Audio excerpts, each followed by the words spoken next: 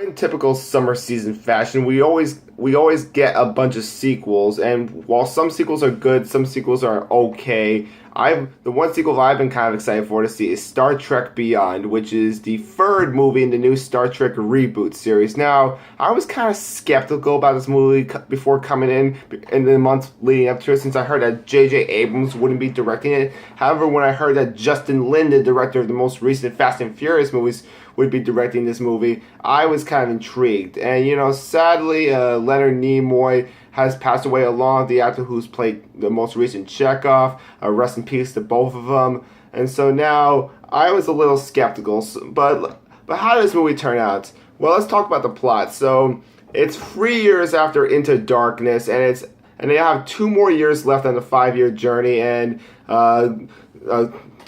Captain Kirk, James Tiberius Kirk, wants to kind of leave the Enterprise. The reason he wants to is because, he's kind of like, not sure about how things are going to go, and about the unknown of space. But when he gets attacked by this villain, played by Idris Elba, him and his crew land on this deserted planet, and him and the crew have to try to reconnect with each other and try to get a ship out of there to try to defeat the villain and try to protect this new planet called the Yorktown. And with Star Trek, what I've always been intrigued by is not necessarily the plot, or not necessarily the villains or anything, but rather the character development.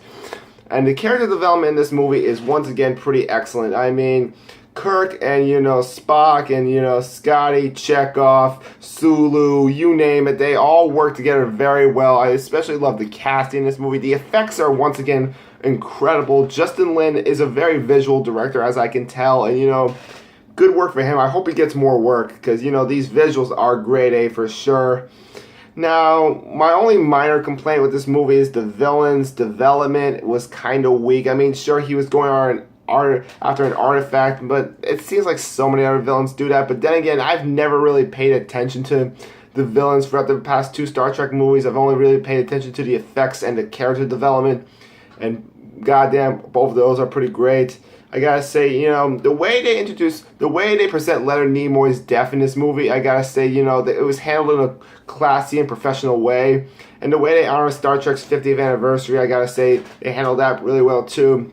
My concern now for this movie is not necessarily what happens in this movie, but what happens after. Since the actor who played Chekhov died now, I'm just wondering how they're going to continue this movie, since Star Trek is a very team-oriented movie, and it's not really one cast member who runs this movie. So I'm going to see how they play that in the future now. But anyhow, guys, I would give this movie an 8.5 out of 10. So till again, this is where I sign off. Bye.